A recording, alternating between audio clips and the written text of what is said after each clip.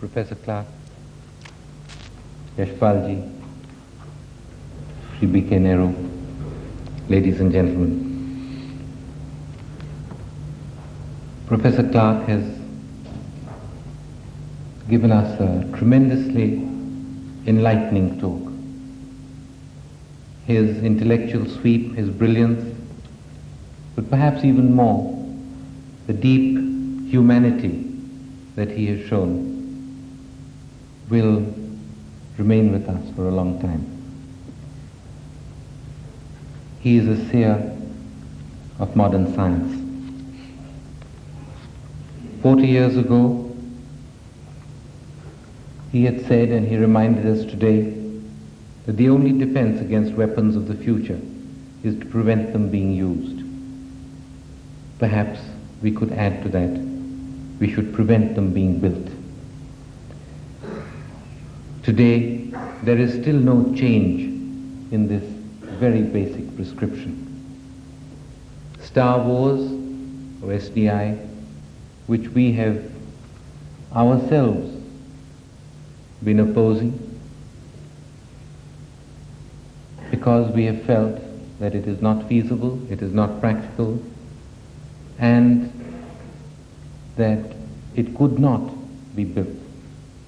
Today, Professor Clarke has given us many more reasons why it is not a peace weapon, a peace shield, but perhaps a new Project Democles, as he has called it. India and the Six Nation Initiative have worked with NAM and many other nations against increases in the arms race, against this delusion of a shield and this delusion of the defensive nature of the SDI.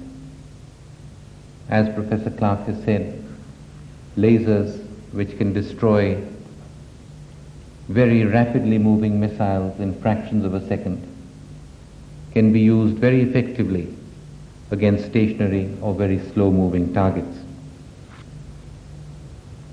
In fact, the SDI could well turn into a new, very high technology weapon.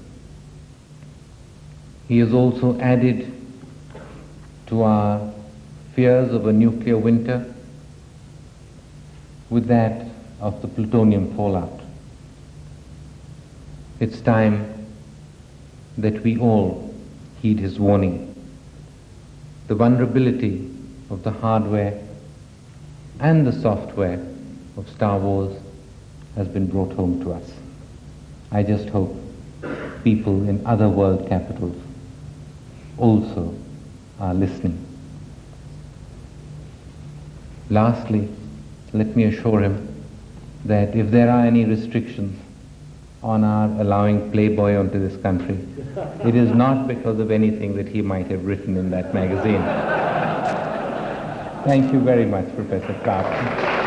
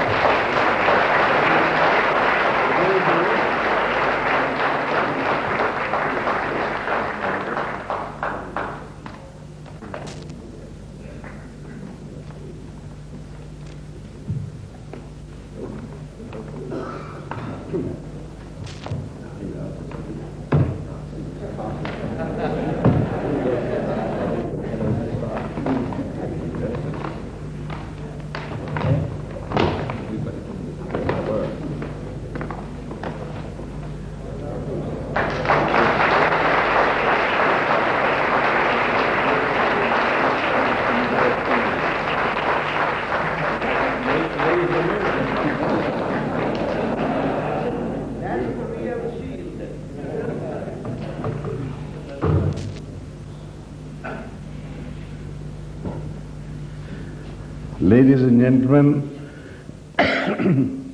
it would be presumptuous of me to make any comments on this very brilliant and informative speech that Mr. Arthur Clarke has given us today. The scene he has painted certainly is frightening. It reminds me of a story many, many years ago when there was a nuclear war and everything in this world had been destroyed. There's nothing that was standing. And then a stone moved and out popped a monkey. He had survived. He looked round and he said, "What madness! What madness! This is what man has done. What do I do now?" As he was looking, far on the horizon, a log of wood moved. He said, "Good, there's somebody alive." So he popped out and rushed up, and he found that it was a lady monkey. So he turned his back on her, and he said, "Oh my God, have we got to live through it all over again?"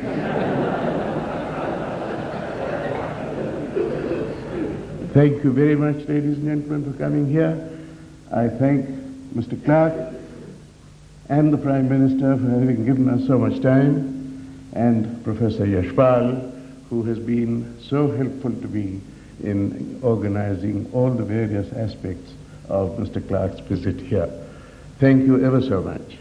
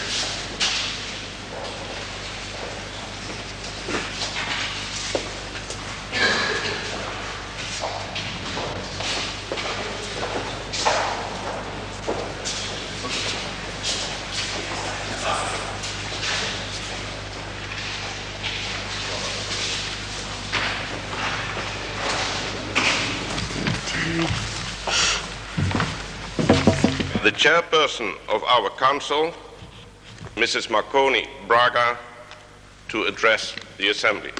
Mrs. Braga.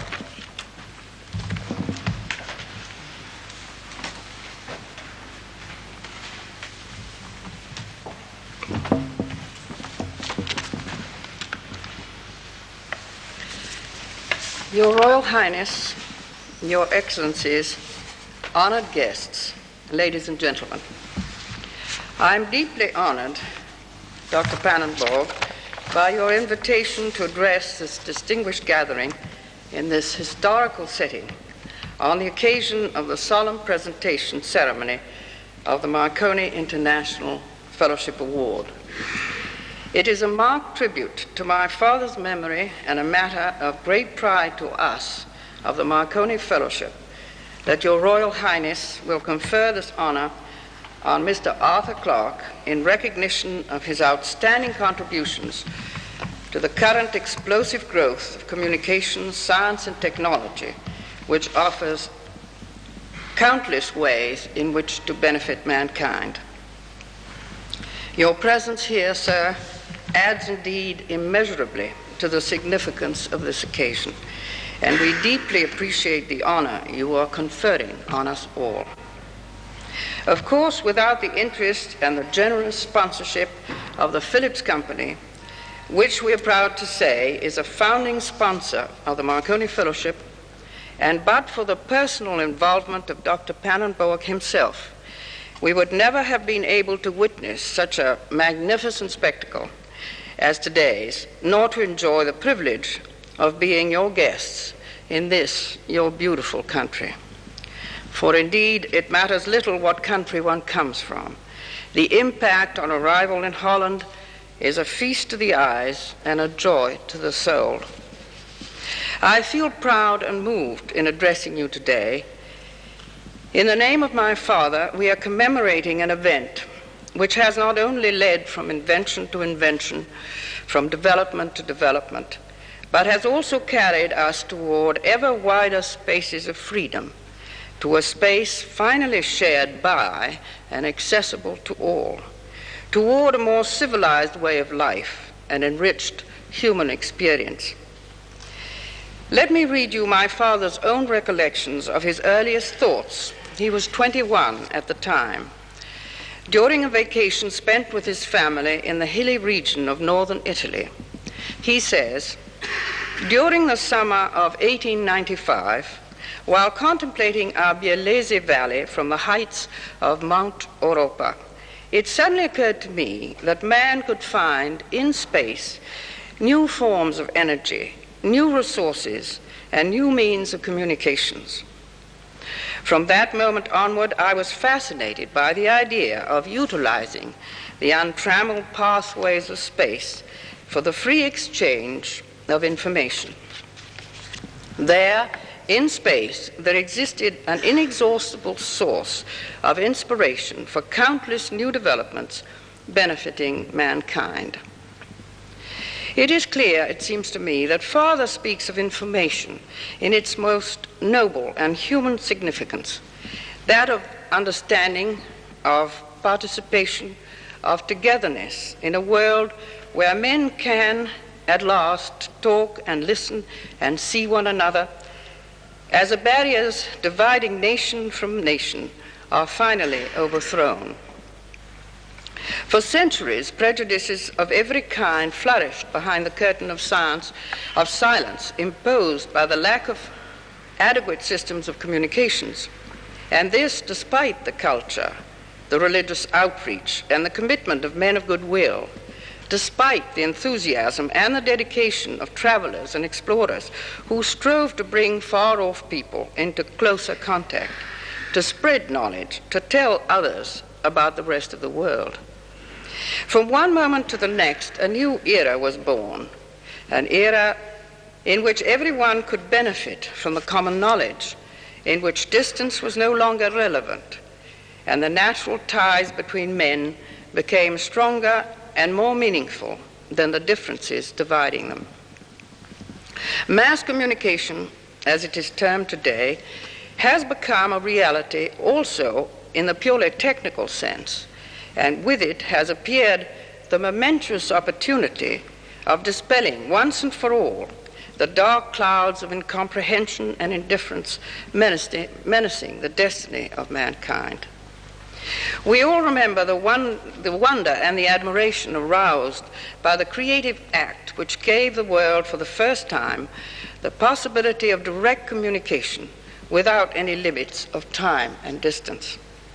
We also remember the doubt and the uncertainty, the apprehension that gripped us when we realized that the privilege of silence and the beauty of solitude might be irretrievably lost. But we have now come to recognize that solitude must be a personal choice, and that henceforward to communicate must be an inalienable right common to all. But let us not take its benefits for granted. Let us not take too passive a role in its development. Let us not forget that coercion and violence can distort the meaning of practically everything. Mass communication can be degraded into a means of propaganda and used for constructing even new and ever more restrictive cages. It is for us to see to it that the spirit of freedom inherent in modern communication and technology prevail. Frontiers have been thrown open by the advent of radio, not by some magic scientific formula, but by the lowering of the barriers of diversity and of prejudice, and not by waving of some sorcerer's wand, but because of the essentially humane character of the invention itself. An invention that gives man, who has constantly thought through the ages a better way to be heard, a universal voice. An invention that gives the world the possibility of sharing and enjoying a wealth of collective talents that before had been isolated, out of reach, even lost in the folds of history. All communication has for its purpose the transmission of information that human beings can understand and respond to. As such, communication is possibly the most deserving of all joint human efforts. And that is why I'm particularly proud that my father's name is included among those who blaze the trail in this field of human endeavor. As such, too, communication involves a host of contributions which are not entirely technical and not only technical. Communication systems create, maintain, and strengthen human relations. They are systems that handle the noblest of all raw materials, in that they circulate everything that man is capable of proposing to man. Arthur Clarke, who we are honoring today, has, with his brilliant imagination and practical engineering ability, extended father's invention even further, broadening into a new dimension, thus giving enlarged opportunities to benefit mankind. My father's way of looking at things is so similar to Mr. Clarke's that I believe this quotation could just as easily be attributed to one or to the other. But in fact, it is a statement made by my father about half a century ago. He said, "The messages wirelessed 10 years ago have not reached some of the nearest stars. When they arrive there, why should they stop?" And he continues, "What is exciting about science is that it encourages one to go on dreaming. Science demands a flexible mind. It's no use interrogating the universe with a formula."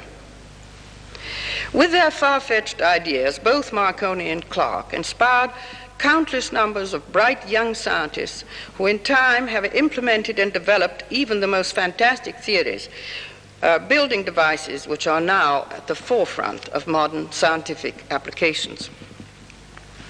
An eminent scientist, Luis Alvarez, a proponent of Arthur Clarke's nomination to the Marconi Award, had this to say about his candidate: "If he is chosen, almost everyone who attends the award ceremony will have read one or more of his books of science fiction.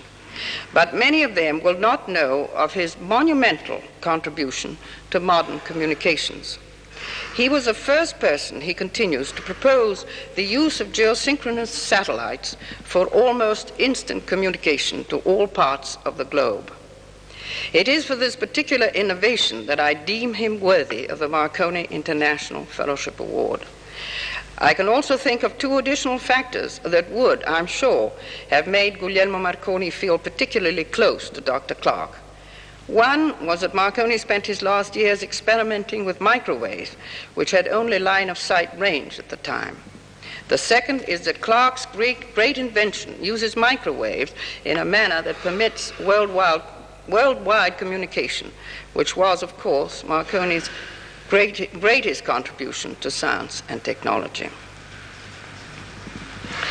I find it fascinating to think that Arthur Clarke's idea that transmitters could be carried on artificial satellites antedated by 12 years the first Russian Sputnik, by 17 years the first American Telstar, and by some 30 years the first experimental broadcasting satellite.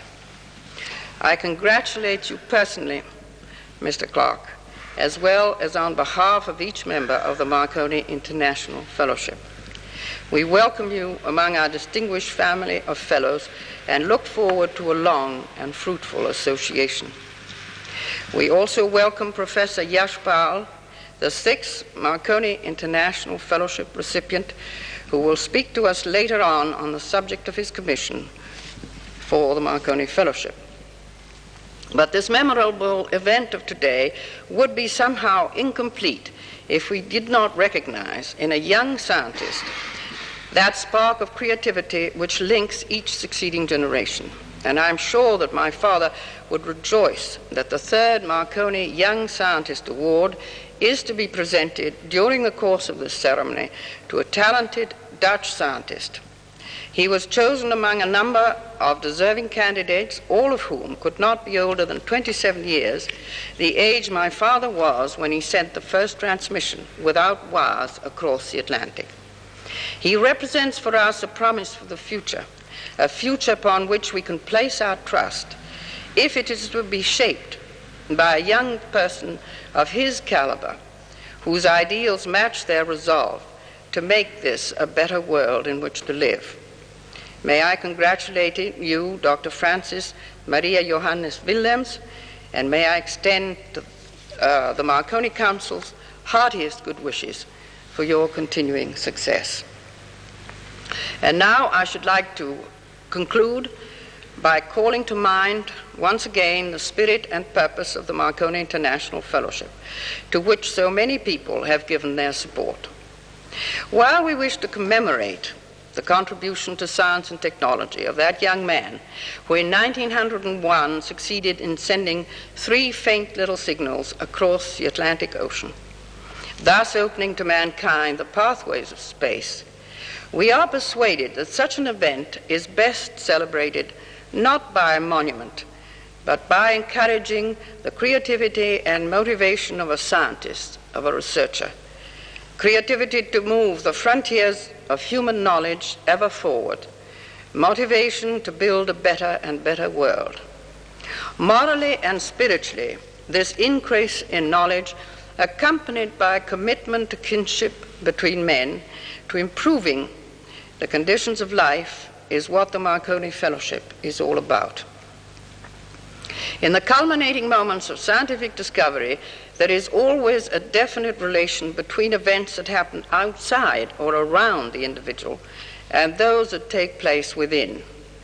I believe that when the inventor brought man into direct contact with a vastness of communication, it also revealed to him the dimensions of his own inner space and interior resources. By urging man forward, he made him at the same time more introspective, more perceptive of the delicate balance which exists between research as a mental exercise and research as a spiritual journey.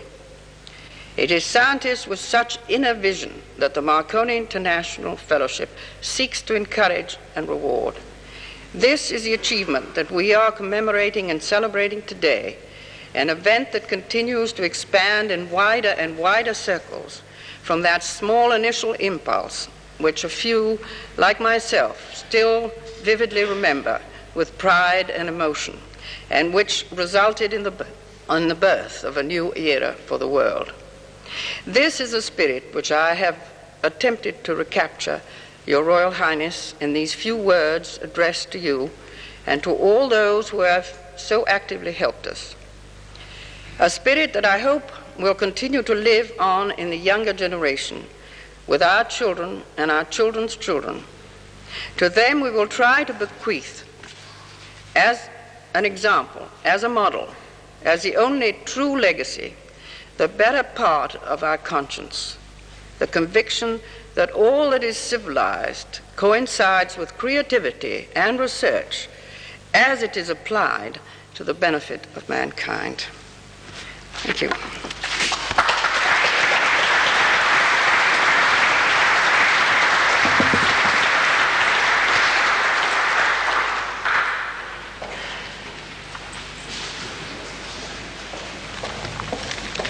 I now call upon Dr. Walter O. Roberts to read the citation for Mr. Arthur Clarke.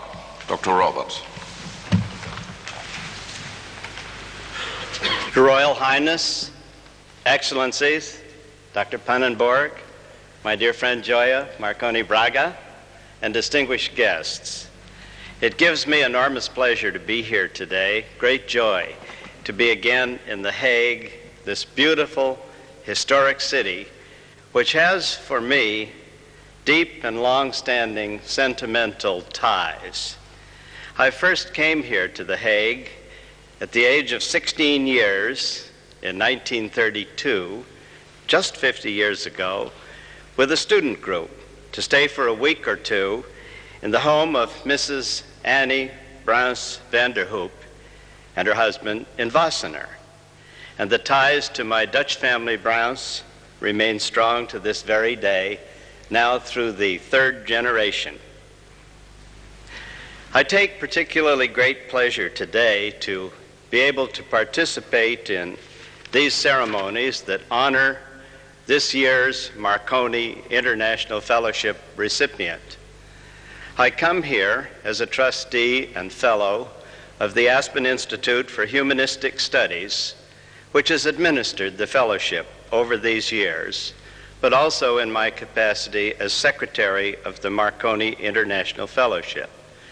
And we who are associated with the fellowship are most deeply indebted to Your Royal Highness and to our friends and hosts from Philips, and especially to our council member, Dr. Pannenborg, and to all of you who have joined today in making this a happy and significant occasion. It is now my proud duty to read the laudatio of Arthur C. Clarke, 8th recipient of the annually awarded Marconi International Fellowship. The citation follows.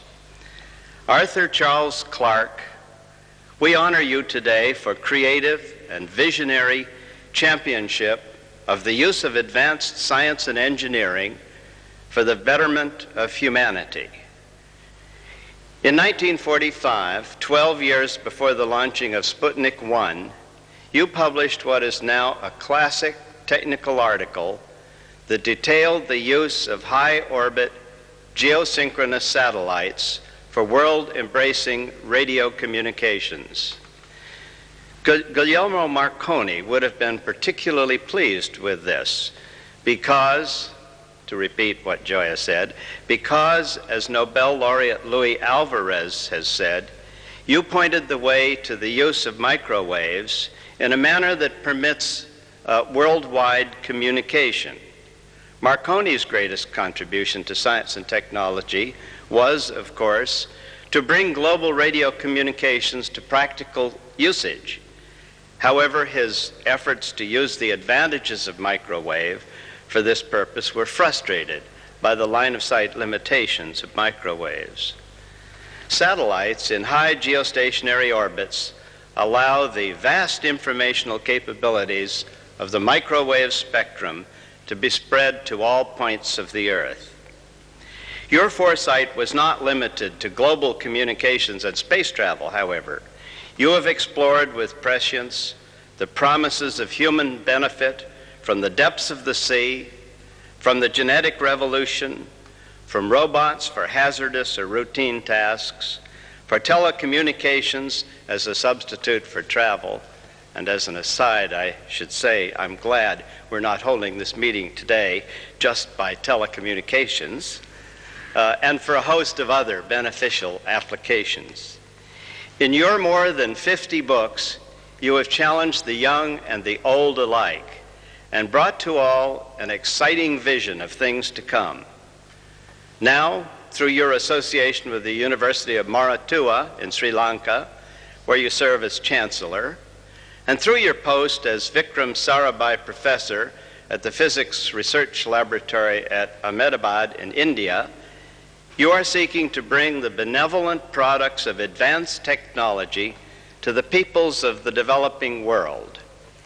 It is especially fitting for us to honor you for this because it is work and a purpose that you share with the two previous Marconi Fellowship recipients, Seymour Papert and Yash Pal, and particularly because we are honored today by Yash Pal's participation in this happy event.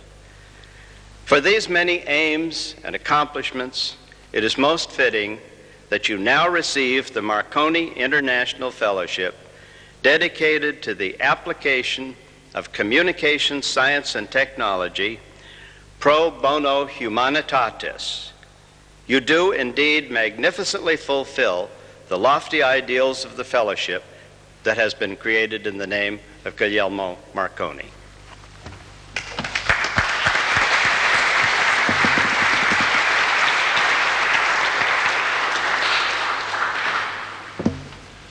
Your Royal Highness, may I invite you to come over here to perform the official act of presenting the International Fellowship to Mr. Clarke.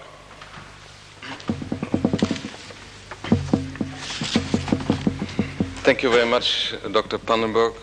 Ladies and gentlemen, it is an honor indeed to be here today in The Hague to present the 8th Marconi International Fellowship Award and to have the opportunity of welcoming Mrs. Marconi Braga, the daughter of the great inventor Guglielmo Marconi. As a result of the phenomenal progress in two branches of technology, transport and communications, the world is in some ways a much smaller place than it was 100 years ago. This, in my view, can only be a good thing. The more people from different countries and cultures have the opportunity to meet and to learn about one another and from one another, the more they will respect and understand one another and thereby contribute to lasting peace in the world. I continue to cherish this hope despite all the evidence there appears to be to the contrary. There are two people here with us today who are living examples of just how much smaller the world has become and of the fact that people of different nationalities live and work in each other's countries increasingly often. They are, of course, Mr. Arthur Clarke, who is to receive the 1982 Fellowship Award. He is originally, as you know, from the United Kingdom and now works in Sri Lanka. And Professor Yash Pal from India, who is stationed in the United States and who received the 1980 Fellowship Award. Their work underlines the motto of the Marconi International Fellowship, Ingenium pro bono humanitatis. This motto can also be very freely, I admit, translated as communications technology in the service of mankind.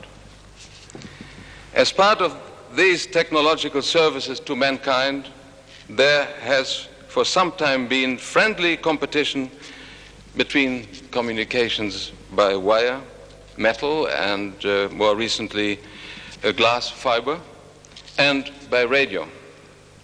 As we all know, Guglielmo Marconi, the man whose name this fellowship bears, made an extremely important contribution to the development of radio communications, particularly over long distances and very long distances, at a time when there were still considerable doubts as to whether it was even possible at all.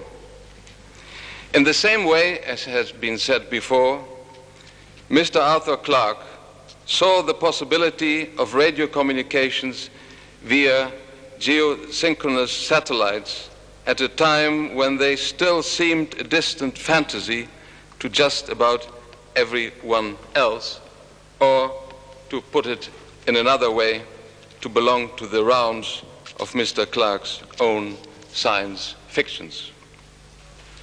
This new technology has now become fact, and it is so much a normal part of life that it might be called a routine service to mankind. It is also available in an increasing number of third world countries where communications for educational purposes, particularly by radio and television, can be an important element in the development process indeed. Mr. Clarke, Dr. Roberts has already explained why the Marconi Fellowship Council has chosen you to receive the 1982 Fellowship Award. We in the Netherlands are extremely pleased that the presentation of this important award is taking place here this year. May I now ask you to step forward to receive the figure which symbolizes the Marconi International Fellowship Award. And may I add my very heartfelt personal congratulations. Thank you very much.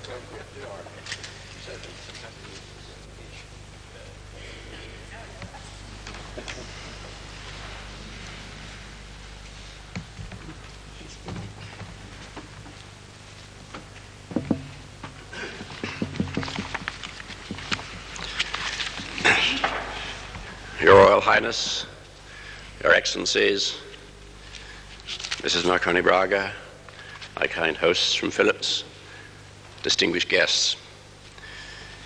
My great pleasure in receiving this award is at least doubled by the knowledge that it's already been won by two very good friends. Dr. John Pierce was the first engineer scientist to publish a detailed technical analysis of communication satellites. He and Dr. Harold Rosen, who played a similar role with the geostationary ComSats, SYNCOM, and so forth, are the true fathers of satellite communications.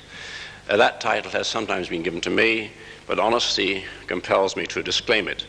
I am not the father of ComSats, merely the godfather.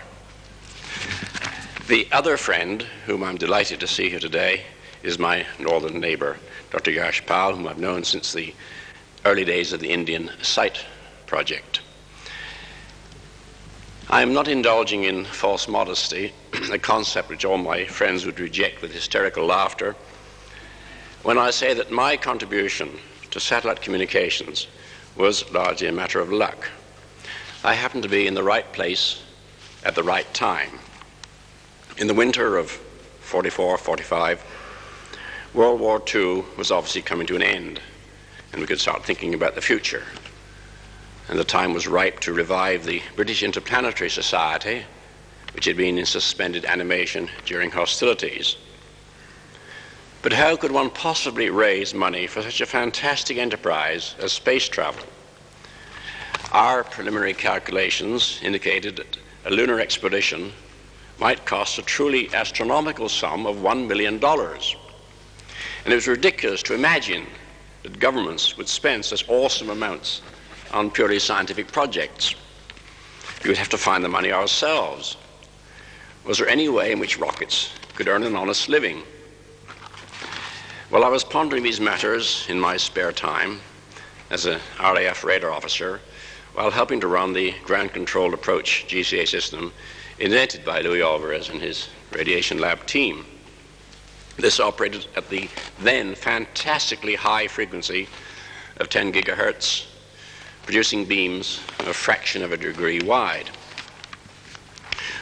I can recall with some embarrassment using the dear old Mark I to fire pulses at the moon, extending the time base a bit to see if I could get echoes back, and of course it didn't work. Well, communications and astronautics were inextricably entangled in my mind with results that now seem inevitable.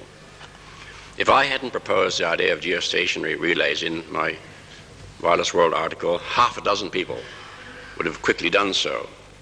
And I suspect that my early disclosure may have advanced the cause of space communications by approximately 15 minutes, or perhaps 20.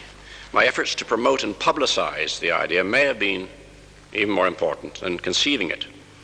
In 1952, the exploration of space introduced communication satellites to several 100,000 people, including John Pierce, whom I first met in May '52, and did my best to turn into a space cadet. He was already one in secret, but as director of electronics research at Bell Labs, he had to conceal such unfortunate aberrations. From today's vantage point, it's amusing to note that John Pierce's paper, Orbital Radio Relays, was published in Jet Propulsion, the Journal of the American Rocket Society, because back in 1945, there wasn't the slightest mention of spaceflight in the Society's bylaws. In fact, even the word rocket was considered then by the Americans as being too Buck Rogerish. Only jet propulsion was respectable. In complete contrast, the British Interplanetary Society was only interested in space travel and would have been quite happy to abandon rockets as soon as someone got around to inventing anti-gravity. I am not claiming that one viewpoint is superior to the other. The world needs uninhibited thinkers, not afraid of far-out speculation. It also needs hard-headed conservative engineers who can make their dreams come true. They complement each other. Progress is impossible without both. If there had been government, and dare I say, industrial research establishments in the Stone Age, by now we would have had absolutely magnificent flint tools, but no one would have invented steel. I have not yet decided precisely how I shall utilize the generous funds made available to me, but I'm thinking along two lines. The Sri Lanka government has proposed, as part of the International Project for the Development of Communications, to set up a center at the University of Moratuwa for third world communications training, which they are, I think, rather prematurely naming after me. And I hope to use some of the money for that. The other thing which interests me a great deal is the French proposal for the use of satellites for peacekeeping, for monitoring. This is the subject of UN study, which I hope will come up in fact, which I hope is coming up now at the Disarmament Conference, and which I hope will be raised at Unispace. The idea that what only 2 countries, or possibly 3, have at the moment, reconnaissance satellites which can watch all military movements, may become available to the whole world, and could be a very powerful mechanism for preserving peace. Let me end by sharing with you a discovery I've just been delighted to make by pure luck, or serendipity, to use the now over-popular word derived from the ancient name for Sri Lanka. It links the pioneering days of European astronautics with a great man whose memory we have now gathered to honor. Back in 1939, the British Interplanetary Society was always alert for publicity, and for several weeks we waged verbal war against skeptics in the dignified pages of the BBC's The Listener. I had completely forgotten that the controversy was triggered by a radio talk by the Bishop of Birmingham, which contains words as relevant today, indeed perhaps more so, than when they were spoken 43 years ago. I'm quoting from Dr. Barnes, 1939. It cannot be true that the Earth is the only planet on which life exists. On other planets of other stars, there must be consciousness. On them, there must be beings with minds, some far more developed than our own. Wireless messages from such remote conscious beings must be possible. The only time I met Marconi, he told me of his search for such messages. So far, we have failed to find them. Today, 40 years later, we have still failed. But one day we will succeed. And then Marconi's last and great